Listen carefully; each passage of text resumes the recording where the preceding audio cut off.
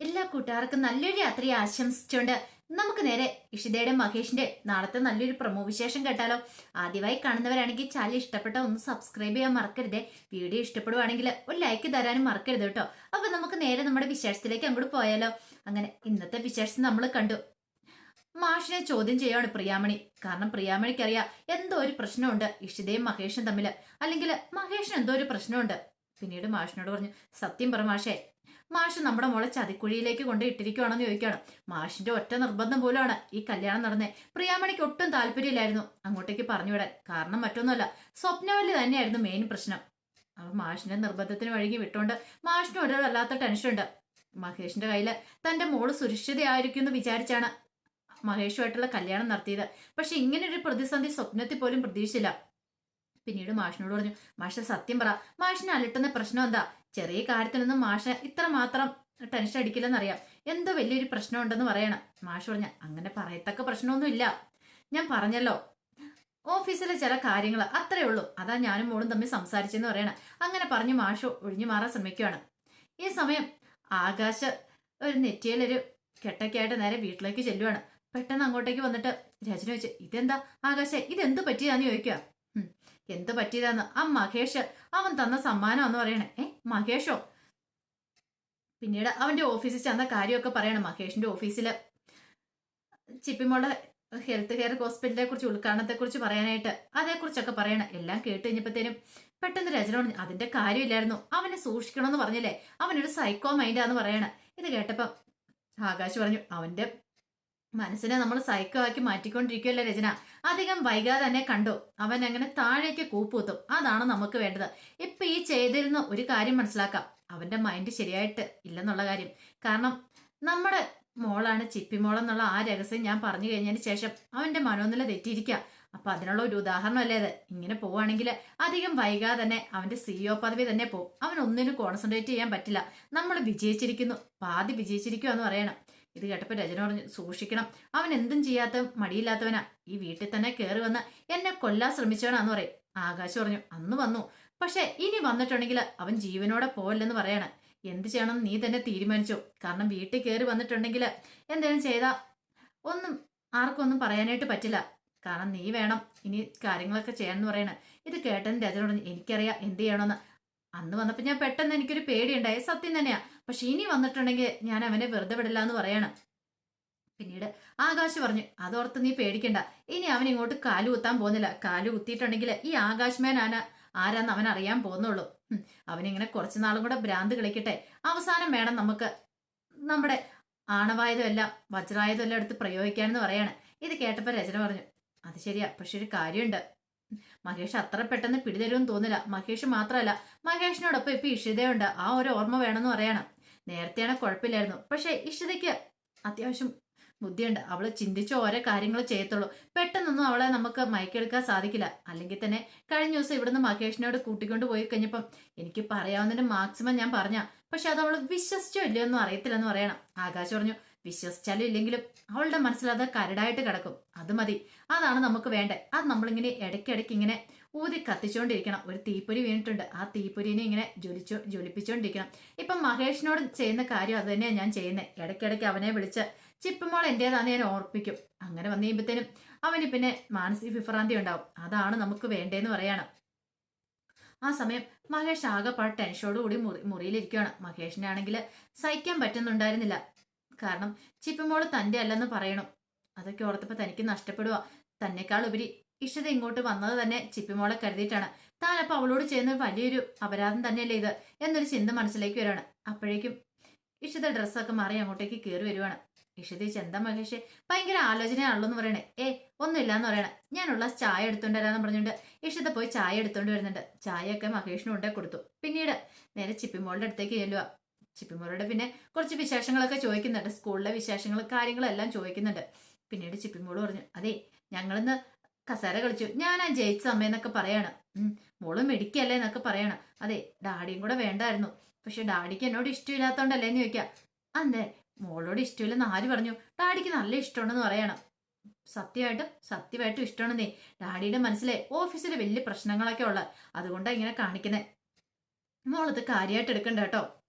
Daddy മോളുടെ അടുത്ത് വരും, പഴയതുപോലെ തന്നെ മോളെ കൊഞ്ചിക്കും, മോളുടെ കൂടെ കളിക്കും, എല്ലാം ചെയ്യുമെന്ന് പറയണം. പിന്നീട് ചിപ്പിമോളെ ഒരു വിധത്തിൽ ഒന്ന് ആശ്വസിപ്പിച്ച് നേരെയാക്കുന്നുണ്ട്. കാരണം മഹേഷ് പറയുന്ന ഓരോ കാര്യങ്ങളും ചിപ്പിമോളുടെ മനസ്സിലേക്ക് ആഴ്ന്നിറങ്ങുന്നുണ്ടെന്ന് ഇഷിതയ്ക്ക് നന്നായിട്ടറിയാം. ഇത്രയും നാളത്തെ പോലെയല്ല, അവൾ വളർന്നു വന്നോണ്ടിരിക്കുക, കൊച്ചുകുട്ടിയൊന്നുമല്ല. അവൾ വളർന്നു വരുന്നതനുസരിച്ച് അവൾക്ക് കാര്യങ്ങളൊക്കെ പെട്ടെന്ന് മനസ്സിലാക്കാനായിട്ട് സാധിക്കും. അതുകൊണ്ട് അവളെ ഒന്ന് മയപ്പെടുത്തിയിട്ട് വേണം കാര്യങ്ങളൊക്കെ പറഞ്ഞ് മനസ്സിലാക്കാനായിട്ട്. അങ്ങനെ ഒരു വിധത്തില് ചിപ്പിമോളെ എന്ന് മനസ്സിലാക്കി എടുക്കുവാണ്. പിന്നീട് ഇഷ നേരെ മഹേഷിന്റെ അടുത്തേക്ക് ചെല്ലുവാണ്. ഈ സമയത്ത് മഹേഷ് വീണ്ടും ഇങ്ങനെ ആലോചിച്ചോണ്ടിരിക്കുക. അപ്പോഴേക്കും ഇഷിത ചോദിച്ചു, അല്ല ഇതുവരെയായിട്ടും ആലോചനയും കാര്യങ്ങളൊന്നും തീർന്നില്ലെന്ന് ചോദിക്കുകയാണ്. ഒന്നുമില്ലാന്ന് പറയും. എനിക്കറിയാം മഹേഷിന്റെ മനസ്സിൽ എന്തോ ഒരു വലിയ കാര്യം ഉണ്ടെന്ന് പറയണ. ഇത് കേട്ടത് മഹേഷോട്, എന്റെ മനസ്സിലോ അങ്ങനെയൊന്നും ഇല്ല. അല്ല ഞാൻ തന്നെക്കുറിച്ച് ആലോചിക്കണേന്ന് പറയണേ. എന്നെക്കുറിച്ച് എന്താ ഇപ്പൊ ഇത്ര ആലോചിക്കാനായിട്ട്? അത് പിന്നെ ഞാന് താനൊരു കാര്യം ചിന്തിച്ചിട്ടുണ്ടോ? ഒരു പക്ഷേങ്കില് താൻ എന്നെ എന്തിനാ വിവാഹം കഴിച്ചെന്ന് ചോദിക്കും. ഇത് കേട്ട് കഴിഞ്ഞപ്പോഴത്തേനും ഇഷിത ഒരു നിമിഷം ആലോചിച്ചിട്ട് പറഞ്ഞു, അത് ചിപ്പിമോൾക്ക് വേണ്ടിയിട്ട്, ചിപ്പിമോള് അമ്മയാവാൻ വേണ്ടിയിട്ടാ ഞാൻ മഹേഷിനോടൊപ്പം ചേർന്നേന്ന് പറയണേ. ഇത് കേട്ട് കഴിഞ്ഞപ്പോഴത്തേനും മഹേഷ് പറഞ്ഞു, അങ്ങനെയാണെങ്കിൽ ഒരു ദിവസം ചിപ്പിമോളെ നഷ്ടപ്പെടുന്ന അവസ്ഥയൊന്ന് ഓർത്തു വെക്കേ. ചിപ്പിമോളെ തനിക്ക് നഷ്ടപ്പെടുവാണ്, താൻ എന്ത് ചെയ്യുമെന്ന് ചോദിക്കാം. ഇത് കേട്ടതും ഇഷിതയ്ക്ക് മനസ്സിലായ കാര്യം എന്താന്ന്. ഇഷിത പറഞ്ഞു, അങ്ങനെ നഷ്ടപ്പെടില്ലല്ലോ മഹേഷേ. അല്ല ഒരു മാത്രം നഷ്ടപ്പെടാതെ താൻ എന്നെ ഉപേക്ഷിച്ചിട്ട് പോവെന്ന് ചോദിക്കാം. ഇത് കേട്ടതും ഇഷിതയ്ക്ക് എന്ത് മറുപടി പറയാനും നടത്തില്ല. മഹേഷിന്റെ ആ ഉള്ളിലെ ആ ഒരു വിഷമമാണ് പുറത്തു വരുന്നത്. തന്നെ ചിപ്പിയും കൂടെ നഷ്ടപ്പെട്ടു കഴിഞ്ഞാൽ ഇവിടെ തന്നെ ഇട്ടിട്ട് പോകുന്നൊരു ചിന്ത മഹേഷിന്റെ ഉള്ളിൽ വരുന്നുണ്ട്. അത് ഇഷ്ടമുള്ളതുകൊണ്ടാണ് അങ്ങനെ പറയണേ. പെട്ടെന്ന് ഇഷിത പറഞ്ഞു, അങ്ങനെ ഇട്ടിട്ട് പോകാനൊന്നും അല്ല നമ്മൾ കല്യാണം കഴിച്ച. അത് മാത്രമല്ല ചിപ്പിമോൾക്ക് വേണ്ടിയിട്ടല്ലേ. മഹേഷ് എന്തിനാ ഇങ്ങനെയുള്ള കാര്യങ്ങളെ കുറിച്ച് ചിന്തിക്കുന്നേ? ചിപ്പിമോൾ ഒരിടത്തേക്കും പോകാനൊന്നും പോകുന്നില്ല, പിന്നെ ഇങ്ങനെയുള്ള കാര്യങ്ങൾ ചോദിക്കേണ്ട കാര്യമില്ലെന്ന് പറയണം. ഇത് കേട്ടതും മഹേഷ് പറഞ്ഞു, എനിക്കറിയാം ഒരു പക്ഷേ ചിപ്പിമോള് എന്നെ ഇട്ടിട്ട് പോയിട്ടുണ്ടെങ്കിൽ, അല്ലെങ്കിൽ നമ്മളെ ഇട്ടിട്ട് പോയിട്ടുണ്ടെങ്കിൽ താൻ ആ നിമിഷം പോവല്ലേന്ന് ചോദിക്കും. അതിനെക്കുറിച്ച് ഞാൻ ചിന്തിച്ചിട്ടൊന്നുമില്ല, തൽക്കാലത്തേക്ക് ഞാൻ പോകാൻ ഉദ്ദേശിച്ചിട്ടില്ല എന്ന് പറയാണ്. ഇത് കേട്ടതും മഹേഷ് പറഞ്ഞു, ഇല്ല ചിപ്പിമോൾ എന്നെ ഉപേക്ഷിച്ചിട്ട് പോവുകയാണെങ്കിൽ, അല്ലെങ്കിൽ എൻ്റെ അടുത്തുനിന്ന് പോവുകയാണെങ്കിൽ ഉറപ്പായിട്ട് നീ പോണം, പിന്നെ നീ ഇവിടെ നിൽക്കേണ്ട കാര്യമില്ലെന്ന് പറയും. എന്താ മഹേഷ് അങ്ങനെ പറഞ്ഞേ? അല്ല ചിപ്പിമോൾക്ക് വേണ്ടിയിട്ടല്ല നീ എൻ്റെ ഭാര്യയായത്, അതുകൊണ്ട് ഞാൻ പറഞ്ഞാന്ന് പറയും. ഇത് കേട്ട് കഴിഞ്ഞപ്പോഴത്തേനും പെട്ടെന്ന് ഇഷിത പറഞ്ഞു, അങ്ങനെ വിചാരിക്കൊന്നും വേണ്ട, എനിക്ക് മഹേഷിനോട് ഇഷ്ടമുള്ളതുകൊണ്ടല്ലേ. ഇത് കേട്ടതും മഹേഷ് പറഞ്ഞു, തനിക്കറിയാവോ ഞാൻ തന്നോട് ഓരോ തവണ വിവാഹക്കാരും ഒക്കെ പറഞ്ഞ് വഴക്കടിച്ചില്ല ഇതിനു മുമ്പാണെങ്കിലും ആ സമയം ഞാൻ നന്നായിട്ട് എൻജോയ് ചെയ്യുന്നുണ്ടായിരുന്നു. തന്നോട് വഴക്കടിക്കുമ്പോൾ എനിക്ക് എന്തോ ഒരു മനസ്സിലൊരു വല്ലാത്തൊരു ഫീലിങ്സ്, വേറെ ആരോട് സംസാരിക്കുമ്പോൾ ഉണ്ടാകാത്ത എന്തോ ഒരു ഇതുണ്ട്. അത് ഇഷ്ടം കൊണ്ടാണോ എന്നാന്ന് എനിക്കറിയില്ല, പക്ഷെ എന്തോ ഒരു അറ്റാച്ച്മെന്റ് എനിക്ക് തന്നോടുണ്ടായിരുന്നു. ആ വഴക്കുകളൊക്കെ ഞാൻ നന്നായിട്ട് ആസ്വദിച്ചിട്ടുണ്ടായിരുന്നു. അത് എത്രമാത്രം എനിക്ക് തന്നോട് പറഞ്ഞു മനസ്സിലാക്കാൻ സാധിക്കുമെന്ന് എനിക്ക് അറിയില്ല എന്ന് പറയാണ്. എന്നും പറഞ്ഞിട്ട് മഹേഷ് ഇങ്ങനെ ഇരിക്കുകയാണ്. ഈ സമയത്ത് ഇഷിത പറഞ്ഞു, എനിക്കറിയാൻ പറ്റുന്നുണ്ട് മഹേഷിന്റെ മനസ്സെന്താന്ന്. മഹേഷ് എത്ര പാവാ, മഹേഷ് ഇങ്ങനെയും ചിന്തിക്കുക പോലും ചെയ്യില്ലെന്ന് പറഞ്ഞിട്ട് മഹേഷിന്റെ കൈയെടുത്ത് പിടിക്കുകയാണ്. മഹേഷിന്റെ ഉള്ളിലെ വിഷമം എനിക്കറിയാം, എന്തിനും ഏതിനും ഒരു പരിഹാരമുണ്ട്, ധൈര്യമായിട്ടിരിക്കുക, ഒന്നും സംഭവിക്കില്ല, ചിപ്പിമോളെ നമുക്ക് നഷ്ടപ്പെടാൻ പോകുന്നില്ല, ഞാനല്ലേ കൂടെയുള്ളേ, മഹേഷിന് എന്നെ വിശ്വാസം ഇല്ലെന്ന് ചോദിക്കുകയാണ്. ഇത് കേട്ടതും മഹേഷിനാണെങ്കിൽ എല്ലാം ഒന്ന് തുറന്നു പറയാനോ അല്ലെങ്കിൽ ഒരു മനസ്സിന് ആശ്വാസമാകൊണ്ട് ഒരാൾ അടുത്തേക്ക് വന്ന പോലെയാണ് മഹേഷിന് പെട്ടെന്ന് തോന്നുന്നത്. ഇത്ര സമയം മനസ്സിനകത്തൊരു വീർപ്പുമുട്ടലായിരുന്നു. പിന്നീട് മഹേഷ് പറഞ്ഞു, എനിക്കറിയില്ല ഇഷിതേ എന്റെ മനസ്സിൽ എന്താന്ന്. ചില സമയത്ത് എനിക്ക് ചിപ്പുമോളോട് സ്നേഹത്തോടെ പെരുമാറാൻ പറ്റുന്നില്ല, ചിപ്പുമോളെ ഒന്ന് കൊഞ്ചിക്കാൻ പറ്റുന്നില്ല.